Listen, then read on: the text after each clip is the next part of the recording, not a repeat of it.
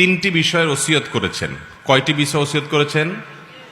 আমাদের প্রিয় নবী সাল্লাল্লাহু আলাইহি সাল্লাম এই সাহাবীকে ওসিয়ত করেছেন এ হাদিসে তিনটি বিষয়। লা আদাহুন্না হাত্তা আমুত, আমি মৃত্যুর আগ পর্যন্ত এই তিনটি কাজ কখনো ছাড়ব না, কারণ এই তিনটি কাজ যেন আমি সব সময় করি। নবী করিম সাল্লাল্লাহু আলাইহি সাল্লাম সে ওসিয়ত আমাকে করে গেছেন, আমি এই কাজগুলো কখনো ছাড়ব না মৃত্যুর আগ পর্যন্ত। সাহাবী তার সংকল্পের কথা বলছেন।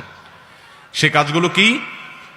সাওমু সালাসাতি সিয়ামু সালাসাতি আইয়াম মিন কুল্লি শাহর, প্রত্যেক মাসে 3 দিন করে রোজা রাখা। প্রত্যেক মাসে 3 দিন করে কি রাখা?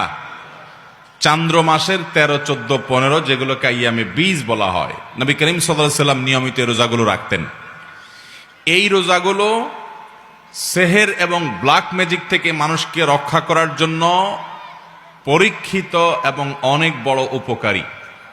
সকাল সন্ধ্যার দোয়াগুলো পড়বেন, আর সেই সাথে এই চান্দ্র মাসের 13, 14, 15 এই দিনগুলোতে রোজা রাখবেন। তো সাহাবীকে নবী করিম সাল্লাল্লাহু আলাইহি সাল্লাম 3 দিন প্রতি মাসে রোজা রাখতে বলেছেন। সেটা এই 3 দিন হতে পারে বা যে কোনো দিনও হতে পারে। এটি হলো প্রথম ওসিয়ত। দ্বিতীয় কি? ওয়াসসালাতুদ দুহা, চাষতের নামাজ যেন আমি কখনো না ছাড়ি। নবী